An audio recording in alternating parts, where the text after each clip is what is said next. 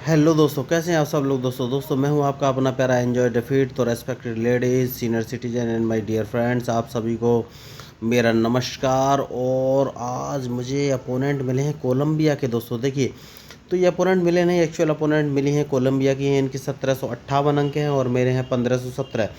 मतलब कि इनके अंक मेरे से ज़्यादा हैं, मतलब ये मुझसे अच्छी प्लेयर है। लेकिन कोई बात नहीं है, हम मैच खेलना स्टार्ट करते हैं।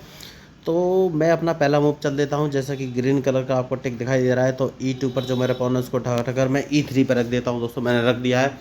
अब देखते हैं अपोनेंट। वेरी गुड, अपोनेंट बहुत ही तीव्र गति से अपना मूव चल रही हैं और बहुत ही अच्छा मूव उन्होंने किया है।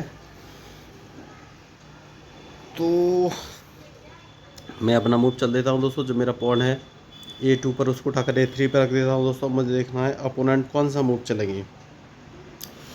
तो मैं अपने न्यू व्यूअर्स को बता देता हूँ भाई A2 A3 है क्या दोस्तों। तो न्यू व्यूअर्स के लिए मैं बता देना चाहता हूँ, जो वाइट कलर के नीचे ABCDEFGH लिखा हुआ है दोस्तों, और लेफ्ट हैंड साइड पर वाइट से ब्लैक की तरफ 1 2 3 4 5 6 7 8 लिखा हुआ है। ये स्क्वायर को रिप्रेजेंट करने के लिए यूज़ किए जाते हैं। जैसे कि अभी जो ग्रीन कलर का टिक आपको दिखाई दे रहा है, मेरा पॉन है H2 पर, इसको उठाकर मैं H3 पर रख दूँगा।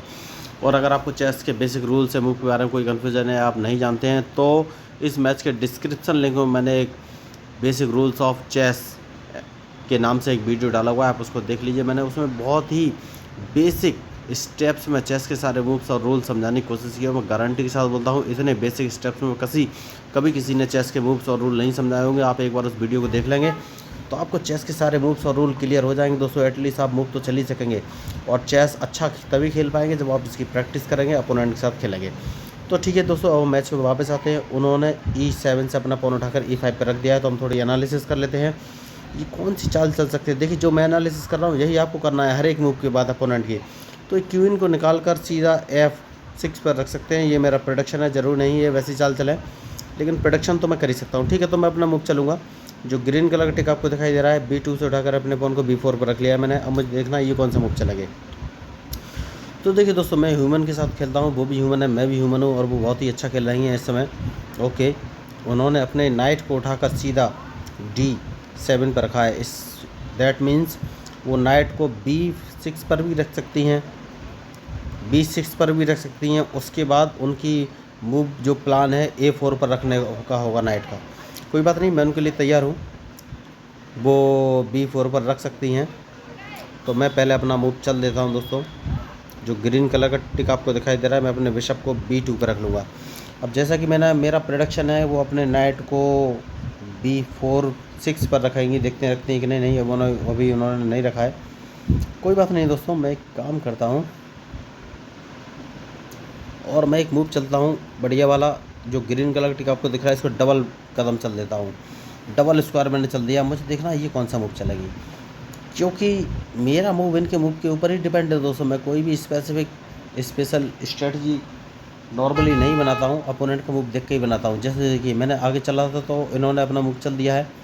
दैट मीन्स ये मेरा E3 पर रखा हुआ पॉन मारना चाहती हैं।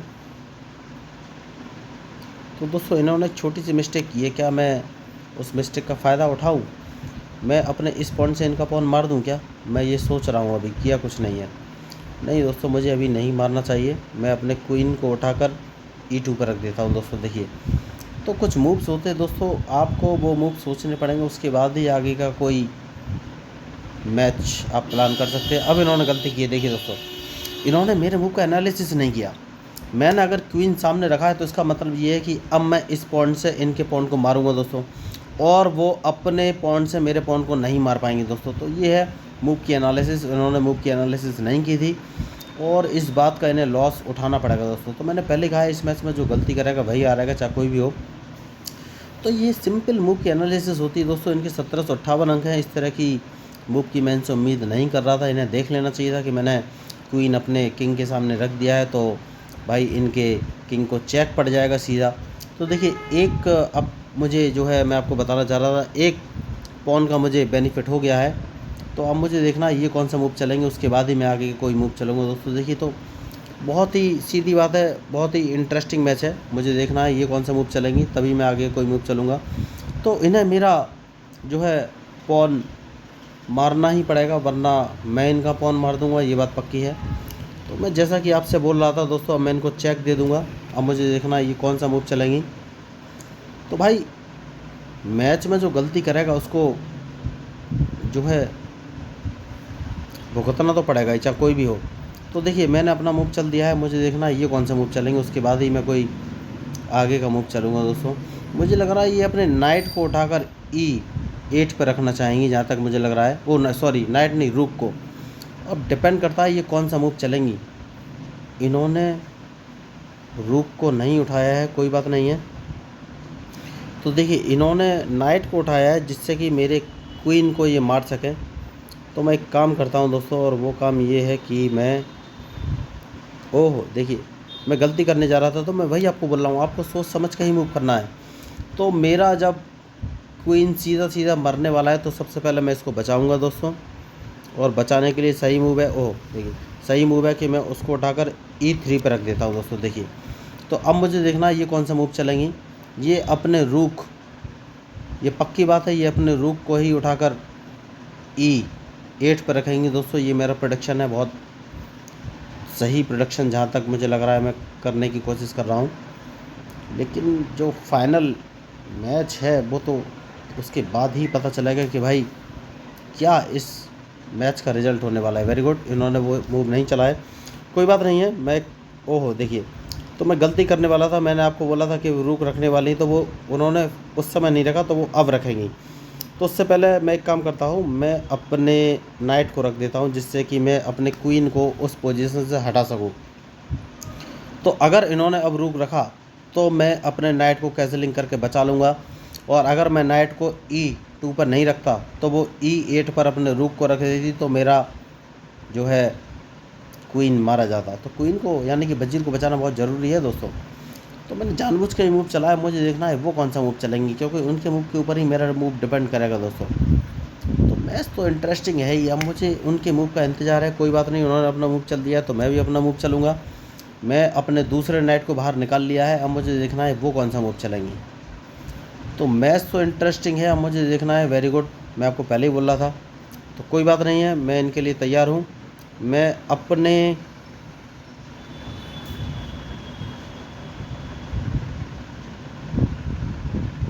रूक को सीधा रख दूंगा G5 पर दोस्तों। देखिए जानबूझ के एकदम सोची समझी चाल है।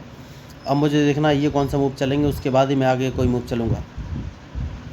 तो मैंने जानबूझ के उसको G5 पर रख दिया है दोस्तों। अब मुझे इनके मूव का इंतज़ार है।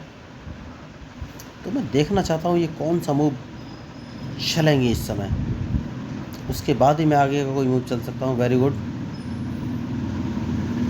तो मैं एक काम करता हूँ दोस्तों, सबसे पहले कैंसलिंग ही कर लेता हूँ दोस्तों। बहुत ही सही मुझे जो ऑप्शन लग रहा है, कैंसलिंग मैंने कर ली है। अब मुझे देखना है ये कौन सा मूव चलेंगे, उसके बाद ही कोई आगे का मूव मैं चलूँगा। तो देखिए मैच तो इंटरेस्टिंग है ही, अब मुझे ये देखना है कि इस मैच का रिज़ल्ट होगा क्या। मैंने कैंसलिंग कर लिया है, तो अब मुझे कुछ नया मूव चलना पड़ेगा। वो नया मूव क्या है यही मुझे सोचना है बस दोस्तों। तो भाई क्या मूव चल सकते हैं, ठीक है, इनको फंसाना पड़ेगा दोस्तों। फंसाने के लिए, वेरी गुड, तो मैं एक काम करता हूँ दोस्तों, और वो काम ये है कि जो मेरा रूक ये वाला है दिख रहा है आपको, इसको मैं यहाँ पर रख लेता हूँ दोस्तों। जानबूझ के मैंने रखा है। अब मुझे देखना है ये कौन सा मूव चलेंगे, क्योंकि उसके बाद ही मैं अपना कोई मूव चलूँगा दोस्तों। देखिए तो मैच तो इंटरेस्टिंग है ही, अब मुझे इनके मूव का इंतज़ार है दोस्तों। ओके, इन्होंने मूव अपना चल दिया है। तो मैं एक काम करता हूँ, इसको जो मेरा पॉन है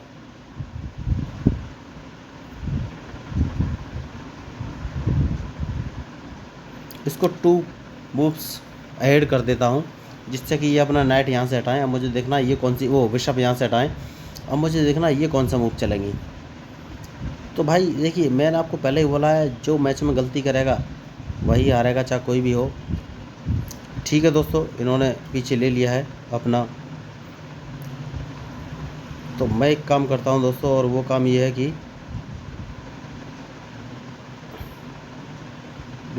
कि मुझे सोचना पड़ रहा है थोड़ा सा दोस्तों। मैं कौन सा मूव चलूँ?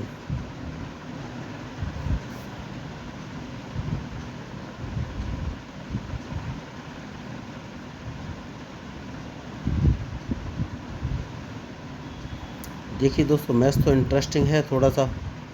ठीक है दोस्तों, मैं एक काम करता हूँ और अपने क्वीन को थोड़ा सा पीछे ले लूँ क्या? नहीं, अभी नहीं। इसको एक कदम आगे चल देता हूँ दोस्तों। मैंने जानबूझ के मूव चलाया, मुझे देखना है ये कौन सा मूव चलेंगी, उसके बाद ही मैं कोई अपना मूव चलूँगा। देखिए, तो मैच तो इंटरेस्टिंग है ही। अब मुझे इनका ओह देखिए, तो आपको बस अपोनेंट के मूव का एनालिसिस करना है दोस्तों। उन्होंने अपना बिशप ब्लैक कलर पर D8 पर ले लिया है। इसका मतलब ये है कि जो उनका नाइट है, यानी कि जो F6 पर जो नाइट है, ये इसको मूव करेंगी दोस्तों, मेरे वजीर को मारने की कोशिश करेंगी। तो सबसे पहले मैं अपने नाइट को बचा लेता हूँ। मैंने उसको ब्लैक कलर पर रख लिया है नीचे, जिससे कि वो अगर अपने नाइट को हटाती भी हैं तो भी मेरे क्वीन यानी कि वजीर को नहीं मार पाएंगी। उसके बाद ही अब मैं आगे को कोई मूव चलूँगा। तो मैच इंटरेस्टिंग है दोस्तों, कोई बात नहीं है। तो अभी तक इस मैच में कोई भी मुझे लॉस नहीं है। उन्होंने जो नाइट चला है H5 पर, तो मेरे क्वीन को मार रहा है, तो सबसे पहले क्वीन बचाना है मुझे। अब मुझे देखना है कि मैं कौन सा मूव चलूँ। देखिए दोस्तों, मैच तो बढ़िया इस समय चल रहा है। अब मुझे ये देखना है कि मैं कौन सा मूव चलूँ। तो मैं एक बढ़िया मूव चल देता हूँ दोस्तों।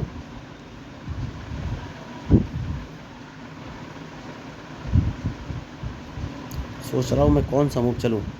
मैं इसको एक कदम आगे चल देता हूँ दोस्तों। मुझे देखना है वो कौन सा मूव चलेंगे। मैंने जानबूझ के जी, वेरी गुड।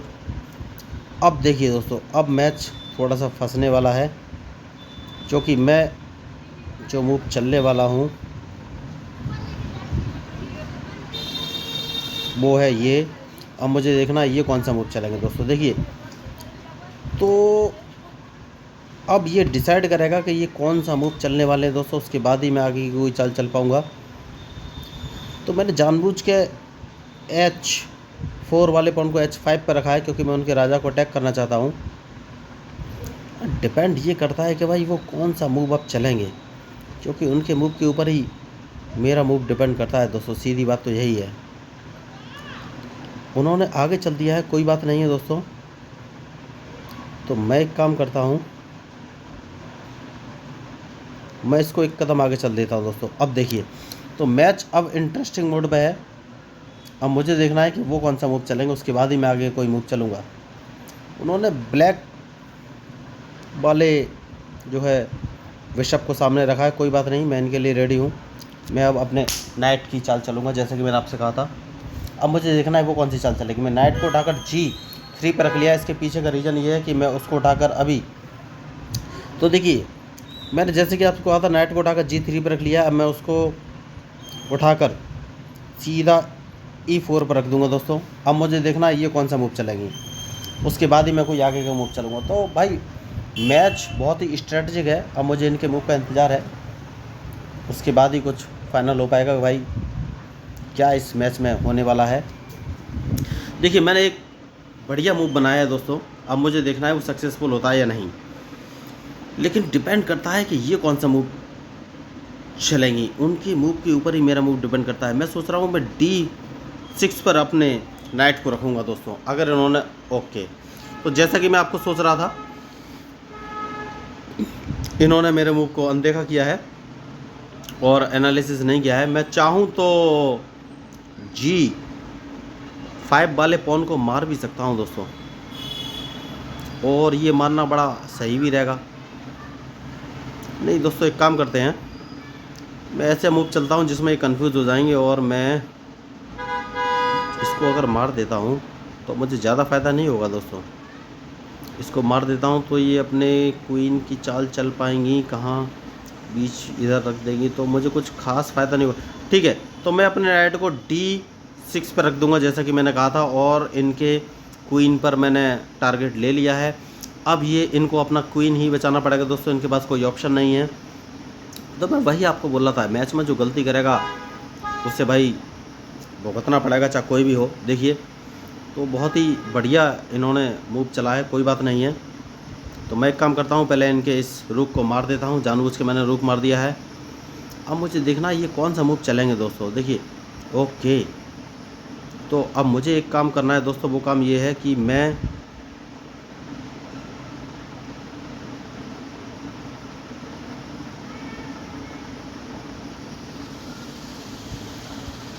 इनके इस बिशप को मारना चाहता हूँ दोस्तों, सीधी सी बात तो यही है।